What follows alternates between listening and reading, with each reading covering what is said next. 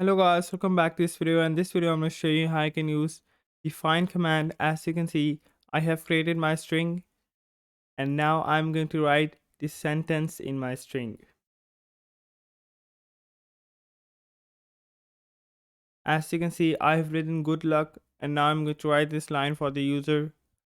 See out luck is present in,